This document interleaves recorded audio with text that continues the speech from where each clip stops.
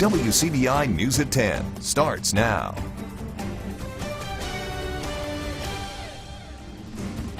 Mississippi's graduation rates are improving and getting even closer to the national average. Thanks for joining us tonight. I'm Quentin Smith. Data shows that 83% of the state's seniors graduated on time from high school last year. That puts Mississippi just 1 point behind the national graduation rate of 84%. Courtney Ann Jackson has the details. State Superintendent Dr. Carrie Wright proudly made this announcement during Thursday's meeting. The highest graduation rate we've ever had. You can see that trend line. And graduation rates have increased for all subgroups, and that is key. Wright says that's key because it means we're not leaving anyone behind. That includes students with disabilities. This chart shows the improvement in graduation rates for those students, going from less than 23% in 2013 and climbing to 36.4% this year. Overall, the graduation rate has gone from 74.5% in 2014 to now 83%.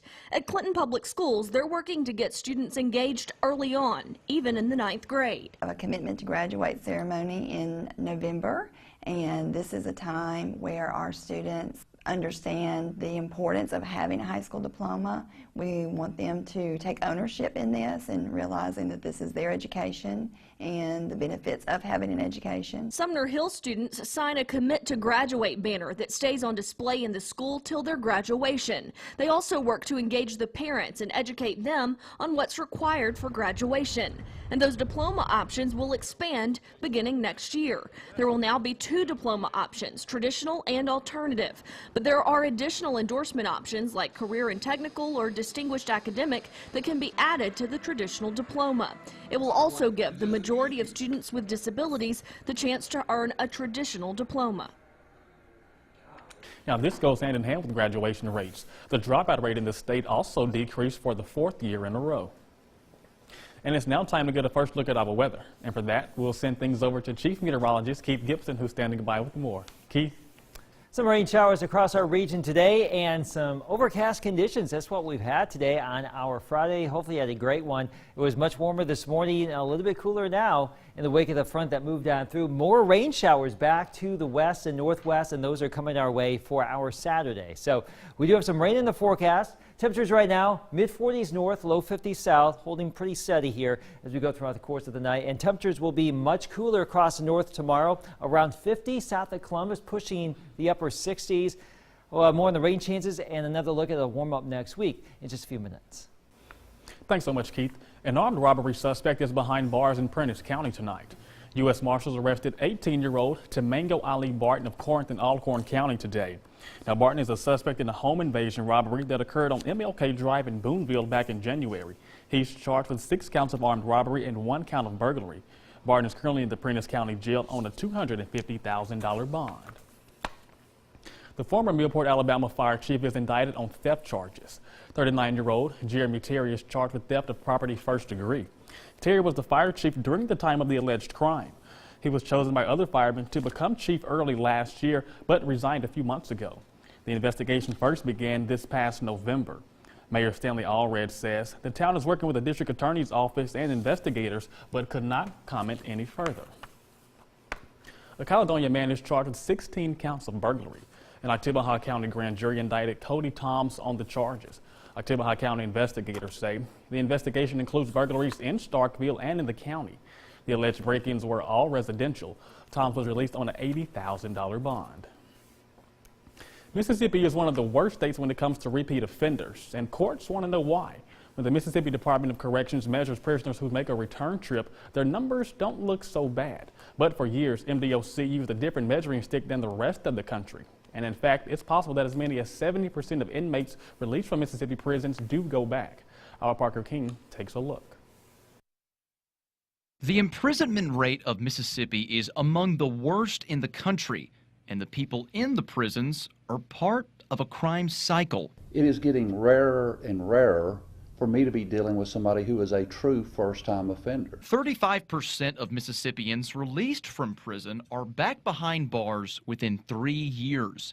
Local court systems put the fault on the lack of rehabilitation. I think the recidivism rates are too high, and MDOC and our system need to do a better job of rehabilitating people so they don't reoffend. It's not that programs aren't being offered. Circuit Judge Jim Kitchen says they aren't the right programs. I've seen programs come and go, and I've seen our numbers still stay pretty much where they are. I think we need effective, successful programs. We need to make sure that we do the right research about what programs are successful at rehabilitating people and fund those programs. For these programs to be truly successful, both sides of the rehabilitation process need to put in the work needed to keep a released prisoner from reoffending. It's got to begin with the individual.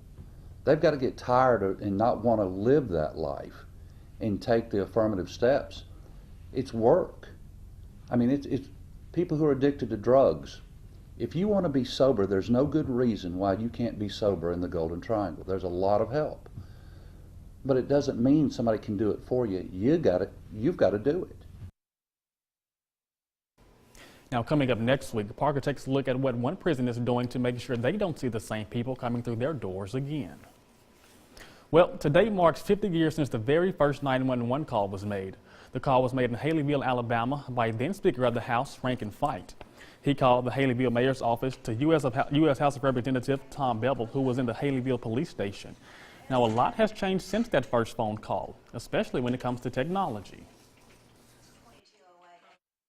We did write on paper. We did have a computer, but at times the computer systems would go down. We would do it on paper. When people would call in, we would have to write down their address, phone number, what was going on. When we did dispatch an agency out, we did have to keep up with their times as well, as who went, what times, when they went on the call, got on scene and completed. So it was a lot of paperwork, And it's much easier now with the computer systems. And the phone that was used to make that call 50 years ago is now on display in the lobby of Haleyville City Hall. A little bit cooler in parts of the region on Saturday, but as we get into next week, another big warm-up. The full forecast is coming up next. Gibson. It is great to see you. 10:11 on our Friday evening, all quiet in downtown Columbus. But if you look closely, we have some low ceilings here, some low clouds in place across North Mississippi and even in the West Alabama too. Let's go over to Vernon and see what's happening over here in the West Alabama right now. We've got temperatures that are or current conditions actually, more or less the same story across West Alabama as well. That's a live look at Durham's Pharmacy in Vernon. Showery weather on Saturday. More showers possible Sunday afternoon and some warmer weather as we get into next week. Now, we don't have a lot of rain on our radar right now. We had a little band of showers move on through this afternoon, and there's another little batch up there in Arkansas, but that will tend to fill in a little bit as we go throughout the late overnight into tomorrow, especially here across North Mississippi. You'll have a better chance at seeing some showers around here. Tupelo, New Albany, Pontotoc, up towards Ripley and Corinth.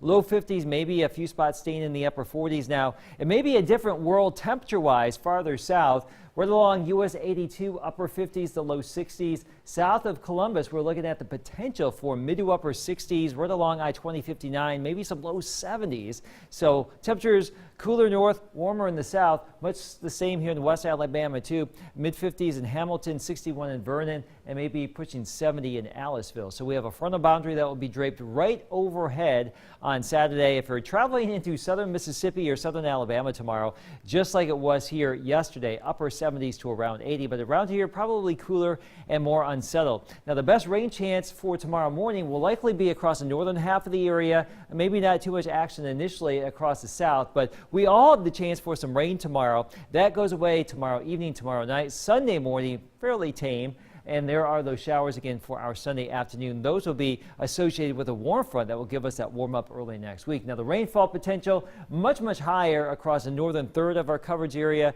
Farther south, probably not as much moisture as we go throughout the course of the weekend. There will be a stripe of some pretty heavy rain, maybe upwards of an inch or more, just to our north into Tennessee as we go throughout the course of the weekend. So the front is going to stall out and then move back as a warm front on Sunday, and then we really get stuck into this warm and soupy atmosphere as we get into next week. So if you missed out on the warmth yesterday, if you couldn't take advantage, well, we have more 70s, maybe some more low 80s next week. And our next big chance of some heavier rain with some storms would be Wednesday or Thursday. With prom just around the corner, a group of Mississippi State students want to ensure that it's special and affordable. I'm Victoria Bailey, and coming up, we talk with one of the directors about what sparked the idea. Welcome back, everyone. A nonprofit organization is making sure local high school girls get a dress for prom. Our Victoria Bailey was at a special shopping spree in Starkville where the dresses were free. I really wasn't going to go to prom until this opportunity opened up. What started out as some early spring cleaning sparked a creative way to make prom night special for local high school girls. I was cleaning out my closet over Christmas break, and I was thinking these dresses could be used to give somebody else some joy.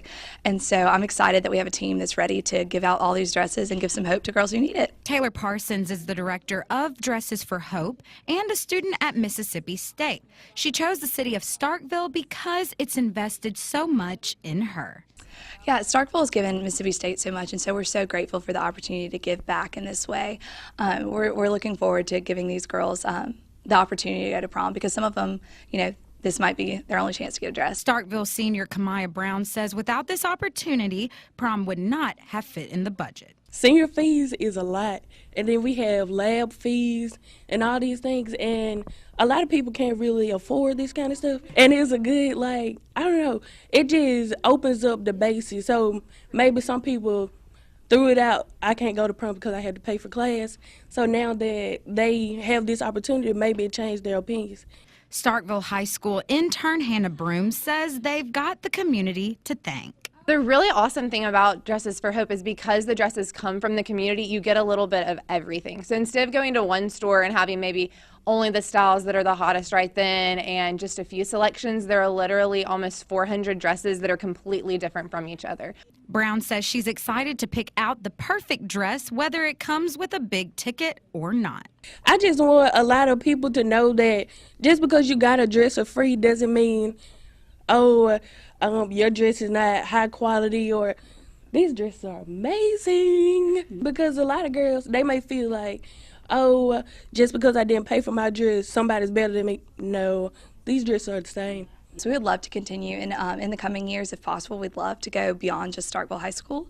But right now, we're excited for Starkville High School and all that today is going to bring to us and to these girls. That was our Victoria Bailey reporting there. A total of 378 dresses were donated to the organization. And in Columbus, people were already bringing out the formal wear. Hundreds of people came out to the Trotter Convention Center to be a part of this year's Masquerade Ball. It's the Columbus Arts Council main fundraiser for the year. This year, the Arts Council honors Trudy Gilda. The event features live music, silent and live auctions, as well as delicious food. Coming up, a recap of opening day in college baseball with Mississippi State, Ole Miss, and Southern Miss, plus district tourney title hoops highlights next in sports. WCBI Sports with Robbie Donahoe. Opening day baseball, we start in Hattiesburg at the Pete. There's Fulton native and Southern Miss alum Brian Dozier throwing out the first pitch. The Golden Eagles taking on Mississippi State, and this is going to be the only good highlight you're going to see from the Diamond Dogs. Great diving catch there from Jake Mangan. We were scoreless through 3. We had quite the pitcher's duel. Then it sort of unloaded in the 4th. This is Hunter Slater plating the first run of the season for USM as the Golden Eagles take a 1-0 lead. They wouldn't need much more run support from Nick Sandlin. This dude was dealing. Gets the strikeout right there. This was his first career start. He struck out 9 over 7 innings, 93 pitches. That was it. And the Golden Eagles cruising. And then Luke Reynolds, former MSU Bulldog, transferring to Southern Miss. You know he wanted to have a good game against his former club, and he did that. This one in the gap would score another run. Matt Wallner would add another after that. 11-0, the final. Second worst opening day loss in program history for Mississippi State. They'll be back at it tomorrow at 1 p.m. Over to Oxford, Rebels were locked in, facing a top team from the Big South Conference. That's Winthrop. Bottom 3, 2 on for Tim Rowe. Row the boat! We're going to right. We got showers that are incoming in right field. Yeah, that came up on the radar quick. 3-run shot to right. It's 5-0 Rebels after 3. But Tim Rowe wasn't the story. That was Ryan Rollison. Dude was rolling on the mound in some kind of rhythm. Had a great season as a freshman, then became your Friday starter for the Ole Miss to start the season. Only struck out 12 in 5 innings. Yeah, that's all. 5 innings, you face 15 batters. That's the minimum. He struck out 12 of them. He only gave up 1 hit and walked 2. That's pretty exceptional. He had a big day. Will Golson notched an RBI in the win in his first game playing center field. Rebels would win it 7-3. They're back in action tomorrow at 1:30. To district tournament championship action from tonight, we start at Saltillo. Man, the Tiger boys are not messing around against Grenada. There's Calvin Harris, called Smurf. We know him pretty well. Knocks down the triple right there. Then in transition, Tyson McKenzie going to get the bucket. And then another basket coming up here from Calvin Harris. This Saltillo team has been beating up on teams all season long, and they were doing it again tonight, up 7-2. There's Titus Hurd. We're going to see him play football the next level. Has a corner 3, then a steal, and then coming on the fast break. Some good passing here, back and forth, back to Calvin Harris for 2 more. And then here's your highlight of the night.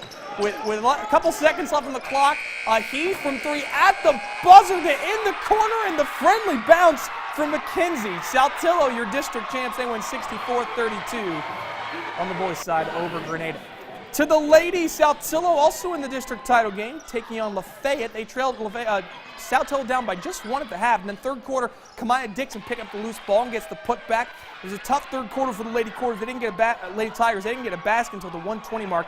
Here's Rihanna Maya Bobo, catches the pass inside, tosses it in. Saltillo trailing by 8 after 3. Fourth quarter, here's Zaire Burgess, who's just left all alone inside. No one boxes her out. All right, she's going to put it back up and in for 2. Lady Doors had the lead and would really just begin to stretch this one out. Here's Ashton Lovelace driving for 2, but the Lafayette defense locking down late. They would get the win 41-31. The Lady Doors are your district champs on the girls' side. Let's go over to Noxubee County. Tigers facility hosting district title on the boys' side between Leak Central and New Hope. And Andrew Junkin was just bulling himself inside. Gets 2 more right there, extending the lead. And then Trojans turning up the defense. Watch the swat right there from Tyler Stevenson. We'd see him in a little bit here. But back into Junkin. What are you going to do with a 7-footer inside? Leak Central can't do a thing. And then a little dunkage here. Tyler Stevenson. 2 hands like his mama taught him, throwing it down. New Hope wins her district title 49-40 on the boys' side. He's like, what else am I supposed to do? I'm supposed to dunk it. Big win for the Trojans. Congrats on the division championship. All right, to the ladies' side, Louisville taking on Leak Central. And the Lady Cats are darn good basketball teams. Great passing here. It leads into the lay-in for Tamaya Dora for the 2. And later on, Atasha Patty going to find Ariana Hunter down court, and she makes a nice crossover and a little floater in the lane for 2. Fourth quarter, Louisville trailing, and they need a rally. Cameron Rogers going to drive. She's going to find Dora inside on the block for 2 more, and the last chance for Leak Central. They're down by 2. Kizzy Ficklin going to get off a 3-pointer. This would win it, but it's off, and Louisville, how about the Lady Wildcats winning the district title 40-38 the final as they get the win over Leak Central. All right, over to Cumberland we go to the boys' side first. East Webster facing LaFleur County in the district title game at 2-2A, and you're not stopping Shirley Brand with a full head of steam all the way to the rim for 2. This one was back and forth in this first half. Karen Townsend driving, kicking it out to Art Thompson, corner 3. That's money. The Wolverines would trail by 10, though, at the half. Comeback was on the floor, trailing by 2. Thompson driving, finger roll. We're tied with 2 minutes to go. But LaFleur goes up by 3 with 8 seconds left. East Webster has to get a 3 to tie, but they turn it over. And up ahead, LaFleur will get a rebound stick back as East Webster falls just short. 47-42, LaFleur County wins the boys to 2A district championship. And then to the ladies between Calhoun City and Winona. Coach Fox trying to coach up his girls right there. Lady Wildcats pressure, boy, was it giving fits to the Tigers here. Jalen Mays with the rip and steal, and then she takes it all the way back to the other end for 2. That's a nice play. Then Jakia Flower is going to find Conley Langford. She is left all alone in the corner, and that is her range. That is a pretty-looking shot right there. Calhoun City running away with it right now. Winona would add a bucket right here, but it was all Calhoun City, 55-37 the final. Congratulations, City, on winning the state title. All of our scores, by the way, on our Twitter pages, at Robbie Dono and at WCBI Sports. Biggest one of the night, though, North Pontotoc winning their first boys district title since 1976. Crazy. Choctaw County Columbus boys and girls also won district titles. That's it for sports. Last look at your forecast. Showery weather tomorrow, a few more showers Sunday afternoon, but we will be warming up again Monday and Tuesday, Wednesday too. So more spring-like is that 7-day forecast. So how should I dress this weekend? Umbrella, a rain slicker perhaps. Oh, man. Galoshes. Oh, man. Hate to hear that. Thanks so much for tuning in with us. Hope you have a good weekend.